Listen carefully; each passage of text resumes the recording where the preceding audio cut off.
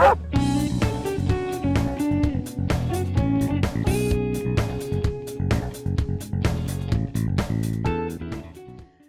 everybody, thanks for tuning in. You are listening to the Doghouse with your host Husky and Updog. Welcome to the show. Hey, what's up, fellow gamers? Like he said, you're listening to the Doghouse, your one-stop shop for gaming news, reviews, and discussion. And we got some news, we got some reviews, and we Do we might got have some some new- discussion. Oh yeah, I have like a little pompadour right here, dude. It's amazing. You're so excited, it's like coming out of your body physically through your hair. Seething. This is where my energy comes from. It absorbs Like a Dragon static. Ball character. It absorbs static energy from the environment. It's my quirk. Oh my gosh. All right. So, jumping right into things, I guess we can just jump right in to the top of the hour. Top of the hour. He almost missed his cue. He would have been fired if he did. I never miss my cue. I don't know what you're talking about. I am a perfect radio machine. I'm the apex predator of the sound waves. He's the Terminator of radio. All right, so we'll jump right into the top of the hour. So, do you want to go first, or should I? I'll go first. Okay. So, I think over the weekend they had Nintendo's official business report where they announced that the Nintendo Switch is officially the second best-selling console of all time. Wow. With the first best-selling, the first best-selling was the Wii, and it doesn't quite look like the Switch is like growing fast enough to make it to that point, but I mean it's possible. Yeah, and the Wii the Switch has still got quite a bit of like time for its life cycle, so it could, and it might once this whole COVID thing gets over. But and then the COVID, I don't know if the COVID impacted it negatively or positively, but I know it impacted game sales, at least for Animal Crossing, positively. So we'll see how that pans out. But that's amazing. So it's pretty cool. And the Switch is probably one of their better consoles that they released in a while. So yeah, I think the Wii U was really like a low point, but just because of the Switch's design, it's probably going to start taking up more and more of Nintendo's mobile gaming market. So yeah, like depending on how well that goes, we might see like an exponential rate of growth. Yeah, and they're kind of more leaning on mobility rather than hardware power and everything, which is something that Sony and Microsoft that they're leaning in the opposite way, of course, with their consoles. But it's interesting that the Switch has actually is like in Japan, it's like the number one. It controls the Japanese market because of its mobility and its ease of use just on the go, which is interesting because that's something that at one point Sony might have contested them for, but they've kind of gone away from that, and apparently they're trying to move more towards a global market. So, and this isn't really top of the hour, but a little bit of a news, but apparently there's a bit of an internal struggle between the Japanese and American Sony offices. So that's interesting. So, but yeah. So that might reflect a little bit of the culture of like why the companies are kind of diverging. But yeah, nevertheless, awesome news for Nintendo. I'm sure the Nintendo executives are happy about those sales numbers. So that'll be cool. So moving on to the next subject, since we were already talking about PS5 a little bit, or the PlayStation a little bit vicariously through the Sony conversation. So do you remember PT?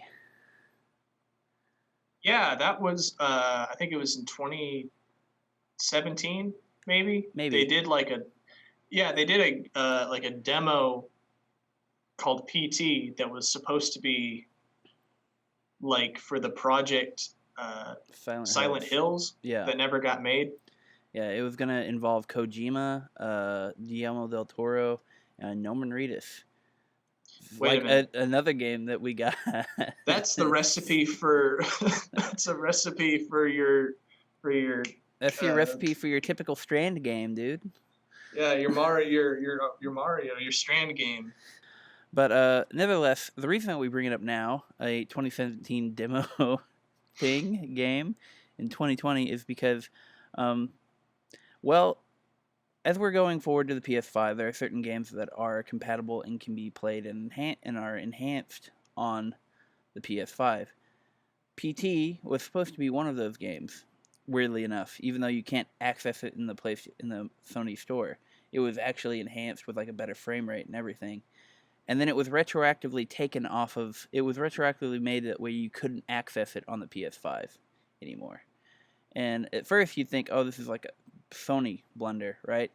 Like that's what I thought. I was like, that's weird that they would do that. It turns out that when Sony was approached by this, they said it was a publisher decision. So this is a Konami decision. See, that makes perfect. I don't understand why it was taken off in the first place. You know, Yeah, like I don't want to say it's like a grudge against Kojima, but like it reads like that. That's what it projects, and it may just be because they just don't want to invest in a lost property or a property that they think is lost. But like honestly, I don't know why they don't just rebrand it and let it be its own thing out in the market. But yeah, I mean, you could slap like a $10 thing, $10 price on that thing and actually make some money. But I don't. It just seems like a waste to take this thing that so many people like and remove it from the market. yeah, it's I think it's their way of trying to distance themselves from Kojima as much as possible, which is only these things are only making it more apparent. Like they're only shedding more light on it, so it's kind of achieving the opposite of what it seems that they want to accomplish. But when has Konami ever done anything good for themselves in their past? So I mean, let's be honest, the most faithful representation of Metal Gear and Castlevania in recent memory is a third party representation in Smash Brothers. That's fair. There's not been a. They really don't want to do video games anymore. Yeah. Because they keep setting themselves on fire, which I can kind of understand. Like. I mean, it's not. I say it's not that hard. I don't know the ins and outs of the industry, but like you've got a lot of Goliath franchises that I feel like you could really capitalize off of, and they I don't know. It's just like they're choosing to be the most scummy and like idiotic ways of distributing these things. I mean, I think there's rumors of there being a new Silent Hill games in the works, but what? Mm-hmm. Yeah, but I don't know. I'll be hesitant looking forward to that, looking into that, because as of late it seems like Konami is more focused on pachinko rather than actual gaming, and Kojima is more focused on movies than making games. Well, I have one more top of the hour. I have a few a little blurb top of the hour. That's about the PlayStation 5, and we're going to talk more about that once we move on to the next segment. But PlayStation 5, first of all, you can charge your vape with the PS5. That's confirmed. I'm sorry. I'm going to need you to back up. I'm going to need you to back up and reiterate the words that just came out of your mouth, because it sounds like you're saying I can take my vape and charge it up in the PlayStation 5. Is that what you're implying? Through a USB connection, you can charge your vape through the PS5, but only when it's on. Only when it's on. You're yanking me around by the leg here, surely, because you just told me that PT is not going to be on the PlayStation 5, but you're telling me that I can vape. So what is it, good or bad? Eli, which one is it? Because I don't know anymore. The word is out, dude. We got to decide for ourselves. I don't know. The best and worst of both worlds. I'm wondering what other things can I charge? Can I charge my the pump for my waterbed or my air mattress? Can I? Can I run my Can Magic? Can I charge up my Xbox fridge directly to my PlayStation 5? Can I run the Magic Fingers for my motel mattress? The Magic mattress thing through the PS5? Can I It's, connect like the special like the CD dock from the Dreamcast on top of my PlayStation 5 and play Death Stranding and Knuckles on in 5K? can can I Can I charge just add my? Knuckles to any game on the PlayStation 5? I want to be able to. Can I run my like Rob toy through the PS5? That would be incredible. That That would would, actually, if they brought Rob back that'd be just the next randomly for innovation. like this. Oh my gosh. I want to play But God yeah. of War and Knuckles. And reportedly, this is my last little blurb, but the PS5 was supposed to be a lot larger, according to the designer who was up to like drawing it up. He had originally drawn it up even larger than it already is. So think about that. We could have like, you would have brought home a PS5 and it would have been like a big case. Just kind of tow over your shoulder. I think at that point, I would not have even bothered. Like, I would have just gone with a gaming PC, which is kind of what this next generation is looking like. Right. Like, if I need a Viola case to carry around my console, like, I don't. No, thank you, sir. Yeah, I get that. Nevertheless, it's still large and in charge, just not as large as it was, thankfully. I don't think I'd be able to set up something that big in my room. Like I'd have Yeah, to. you definitely don't have room. I don't have room either. Like, I have a crappy, like, plastic table. I feel like it would just tip over. You'd have to like set With it the on the weight of my floor. television on it. I need some cinder blocks to counterbalance it. At that point, it just buckles. All right, moving on. We're gonna jump into the meat. So tasty!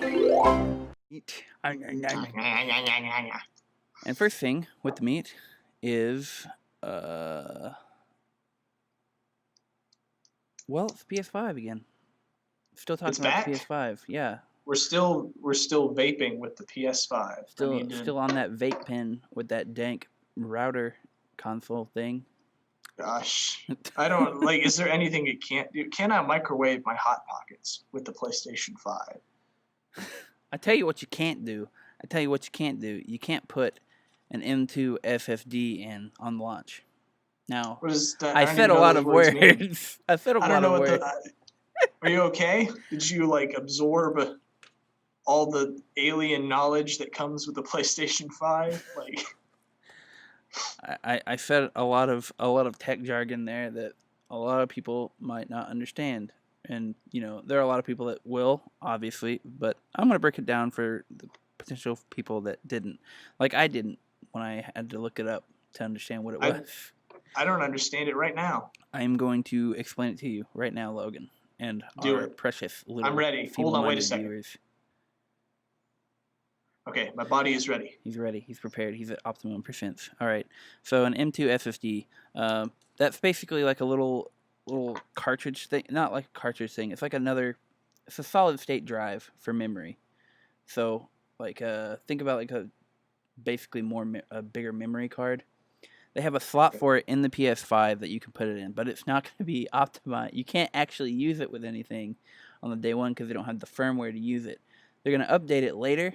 But on day one, you actually can't use an SSD, an M2 SSD on it. So, for an example, M2 SSD might have like a terabyte of memory or something that you could put on it.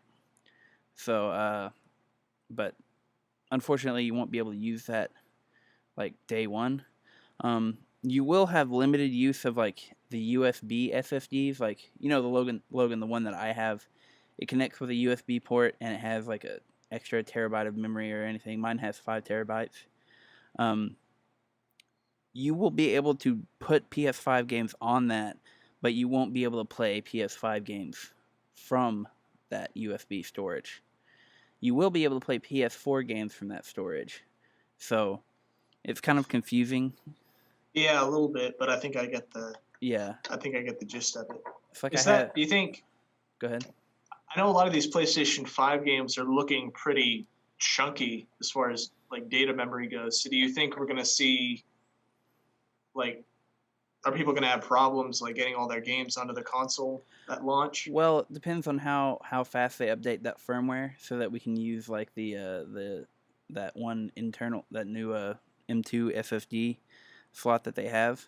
If they update that pretty quick, then it won't be a problem because you can get that for like at least a terabyte maybe or something, depending on what they support and what you're allowed to put in it. But yeah, once they get that up, it probably won't be as big of a problem. Currently, with the PS5, we're working with around 825 gigabytes of storage, and which of 648.4 gigabytes of which is actually usable. So that's a pretty generous thing for launch because you're not going to have a lot of games on launch. And if you're playing a lot of PS4 games, like I said, if you have a USB SSD like mine, you can just play it from that SSD if there's a PS4 game. Mm. So that's pretty cool. But yeah, I think if they don't update it quickly and things like Final Fantasy 16 start rolling out or like big titles, you're gonna see you're gonna see a little bit of trouble. Or if they don't have a USB SSD, that could be a problem because the PS4 does have an impressive library, and at least I think we said 18 games are now just free that you can just have. So yeah, I would hope that they're gonna move to get this stuff updated as fast as possible. Right. So, but yeah, that'll be interesting to see what they do with that going forward. But another interesting thing about the PS5 is that as far as launch sales go, there actually won't be any in-store locations that you can just roll up to and just pick up a PS5 on like November 19th, which is like the worldwide release date. Like, you're gonna have to order it online.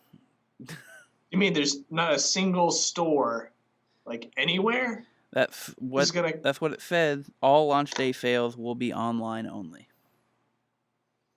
Wow, and that's likely because of the problem of shipping that's presented by this epidemic, by this pandemic at the moment.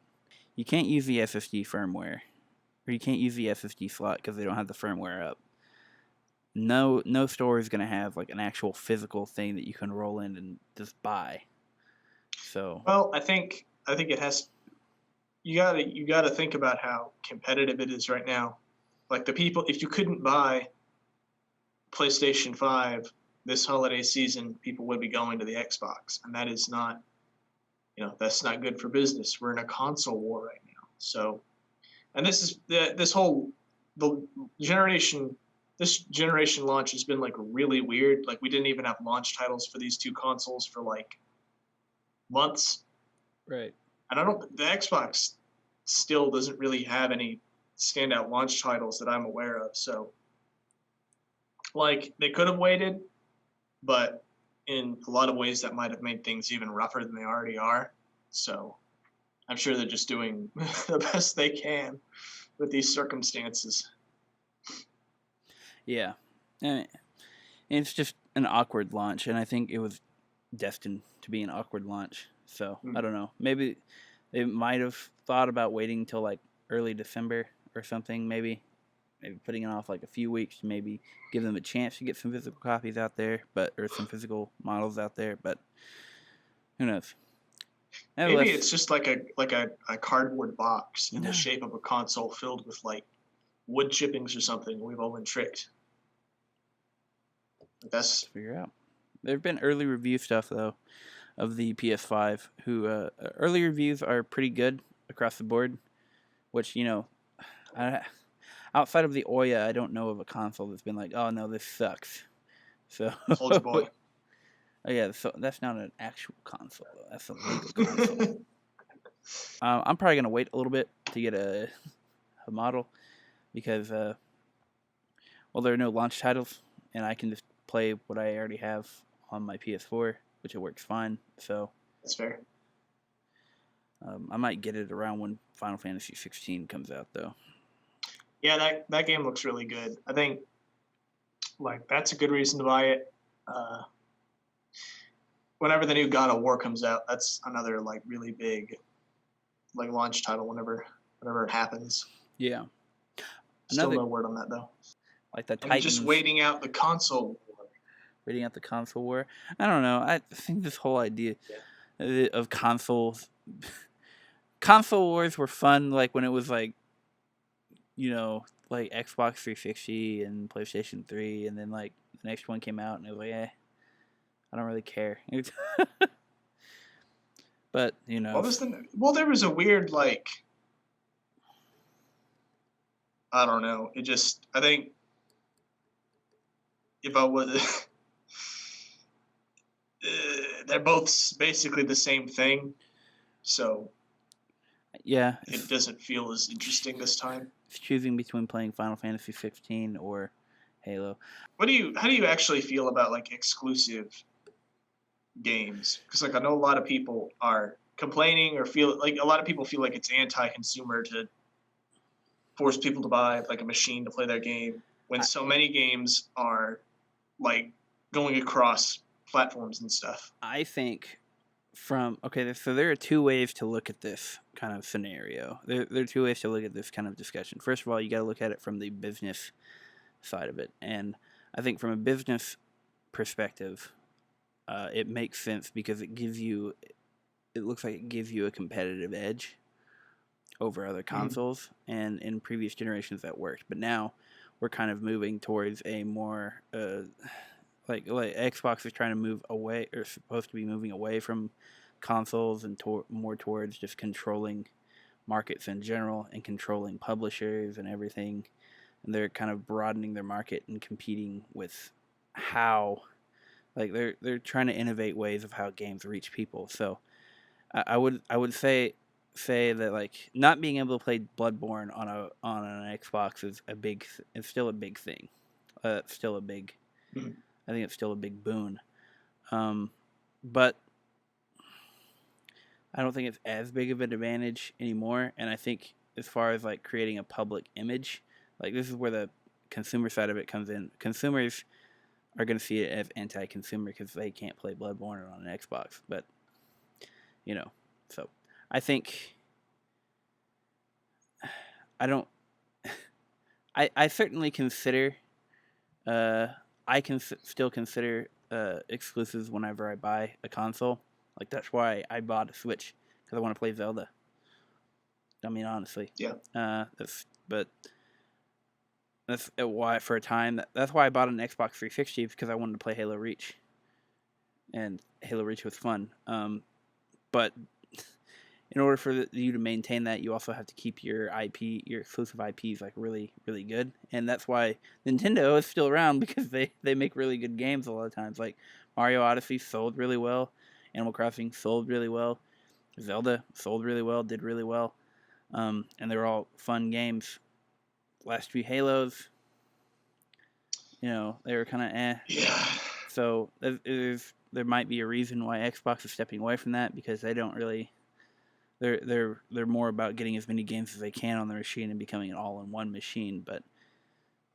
And that's also why they're kind of supporting the PC market because it starts to become more and more apparent that PC can do that too. So if you see exclusives, the more exclusives that go to like PC, like if Bloodborne went to PC, that's one less reason for you to get a PS5. True. It definitely seems like the market has changed a lot from how it was, previously. Like a lot of games are releasing from third-party publishers to sell to as many people as possible, and those companies are making a lot more money than they would have in markets like years prior because they're not forced to market to like one group of consumer. They're like reaching out across the board to anyone who has an Xbox, Switch, PC, whatever. Yeah. And that's good. And you can see certain companies trying to catch up on that. Like I think the best thing Microsoft has done recently is their like I don't know what's it called. Their game, like you get a bunch of free games. The Xbox you know what Game I'm talking? Pass? Yeah, the Game Pass. Gosh, I don't know why. Yeah. that eluded me. I But like gotcha. the Game Pass is really good. Like there's a whole lot of stuff you can just play Yeah. anytime you want. And that's probably they're probably trying to make up for some of the lack of exclusives or like lack of really popular exclusives. But on the other side of that, these companies are still competing, so I guess we're probably not going to see exclusives go away anytime soon. Yeah. I think Xbox benefits from them having like a foot in the PC market. Mm. So, you might be seeing them going more towards like creating like a specific type of like gaming PC maybe in the future. Right. I think if Sony were to try to get on the PC brand train, they might try to make their own client. Like other companies have done it before. I think Epic made the Epic Store, and then Yeah. so and that created some competition for Steam. For right now, though, we're still in the console era. Consoles are still coming out, and PCs are still around, and they're I don't know. I mean honestly, I don't know where it all goes, where it all ends. I know where we are now. I can guess where it might go, but Well, it depends on which console you ask. If you ask Microsoft, it all ends with gaming refrigerator.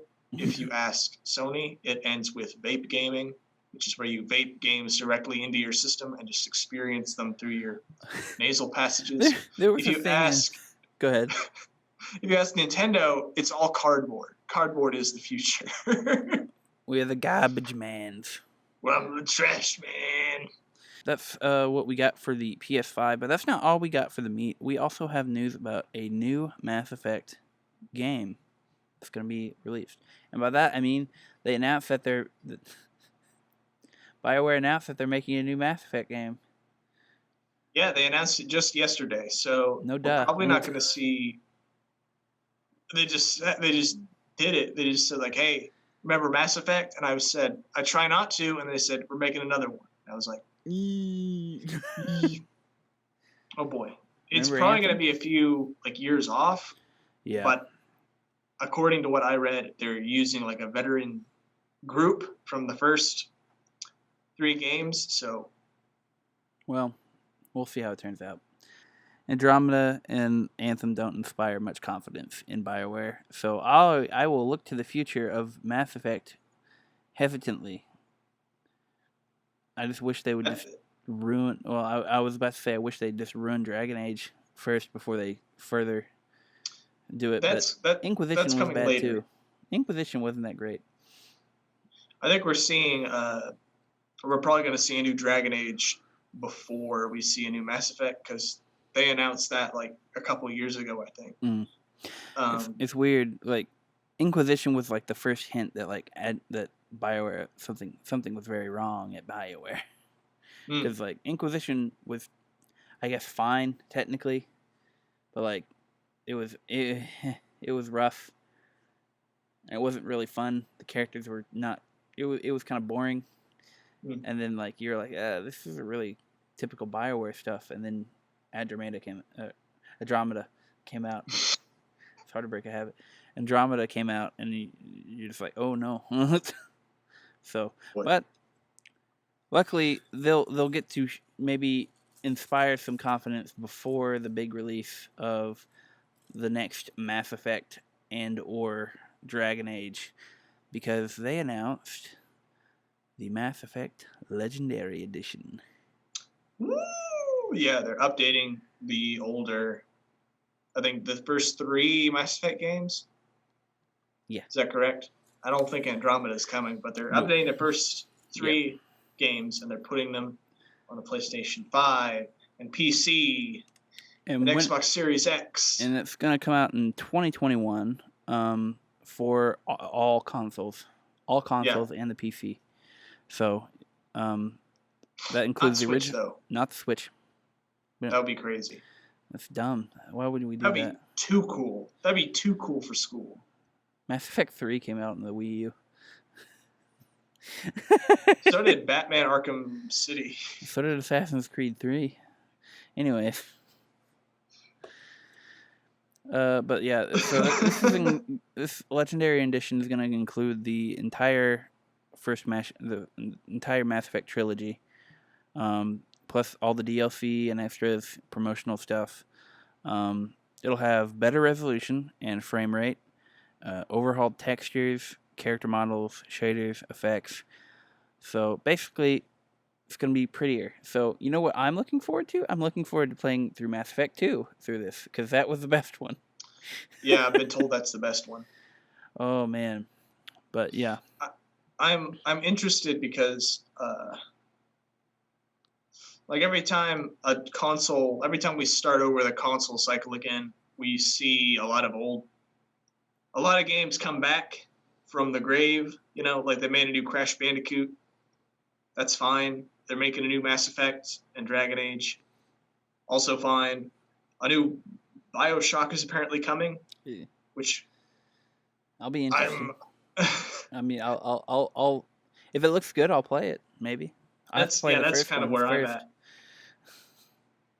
I don't know. I can't figure out who's making it, so I'm kind of like on the fence about the whole thing. But like, I kind of wish they would just do like new stuff a little bit.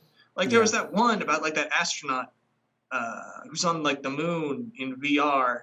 There's a little girl there or something. Like I was like, that looks crazy. I want to play that. That looks wild. I've never seen anything like that. You know, do more stuff like that. I don't need another Crash Bandicoot. So that's what we've got for at least for Mass Effect. So that'll be an interesting thing to look forward to on the PS5. I'm sure they'll be optimized for the PS5 with even better stuff beyond what the Legendary Edition already does. So that'll be cool to play. That comes out in 2021. No idea when the new Mass Effect game is going to come out. Probably around when the next Final Fantasy VII Remake game comes out. Because they split it in half. It'll probably be like 2025 max. 2023 minimum. Who knows? There's no way of telling. Either way, it all comes out before the next Elder Scrolls.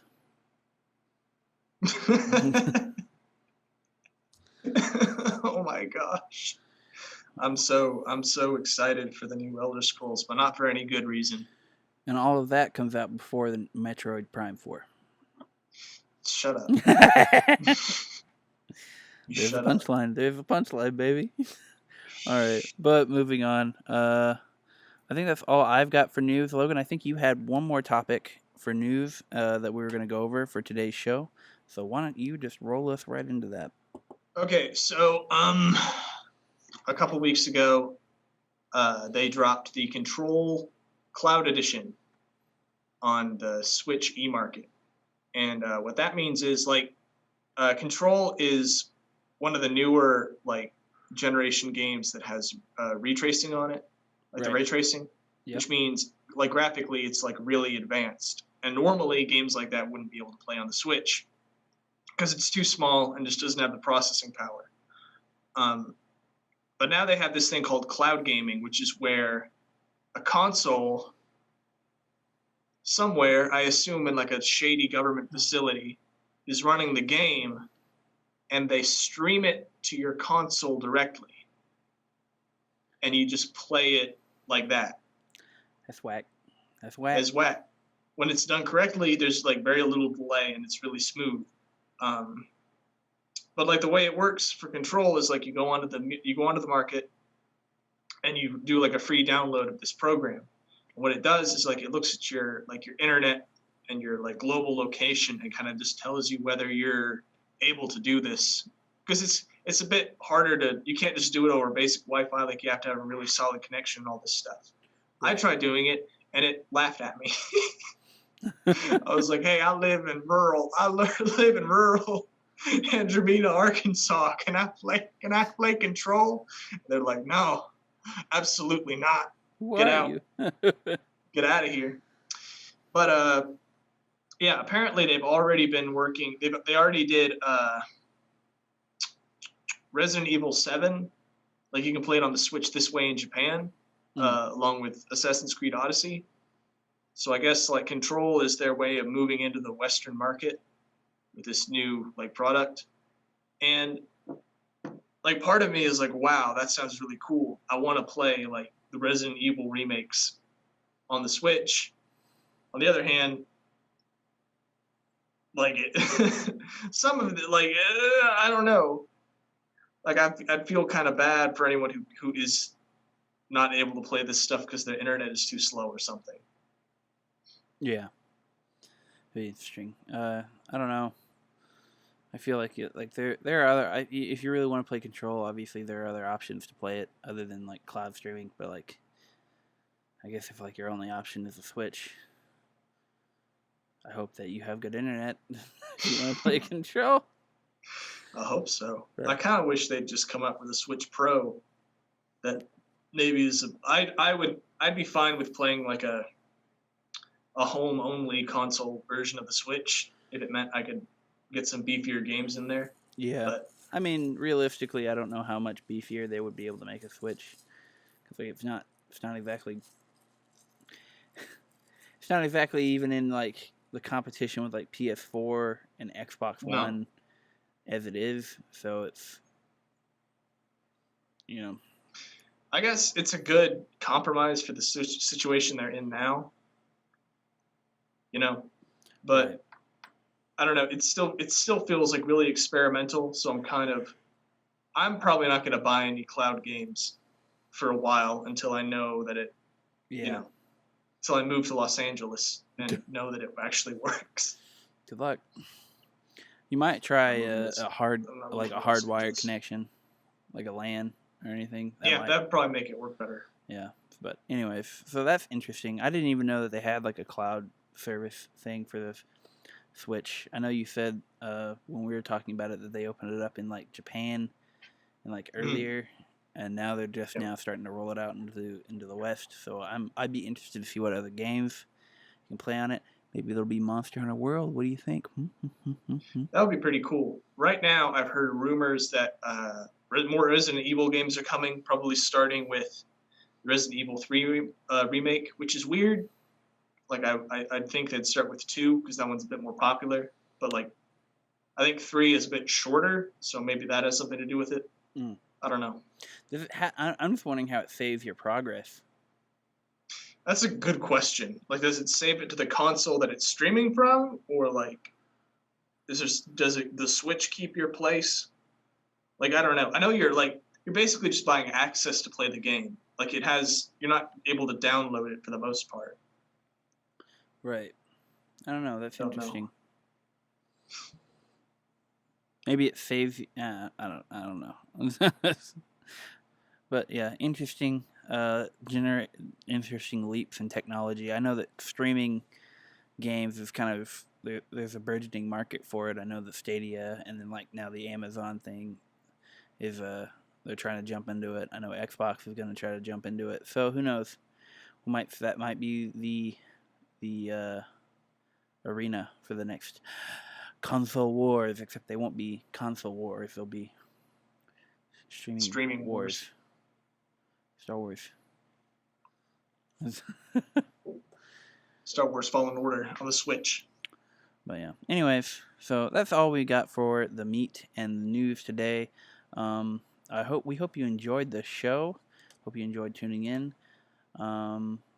Be sure to tune in for the next show. I'm sure we're gonna have. We don't really know at the moment what we're gonna be talking about, but I'm sure there'll be lots of cool stuff that happens. Yeah.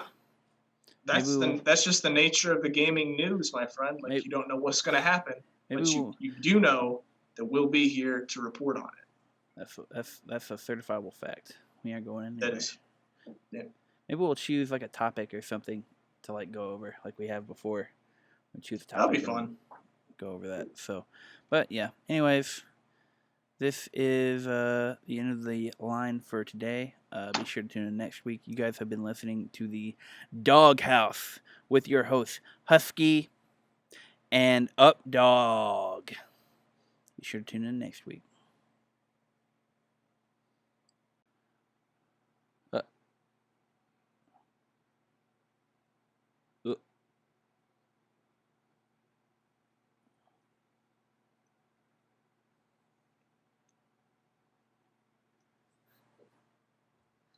I have done it. I have vanquished. Oh, there he is.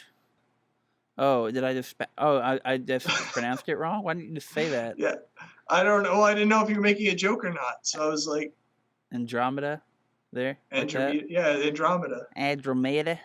Andromeda. Welcome to Andromeda, baby.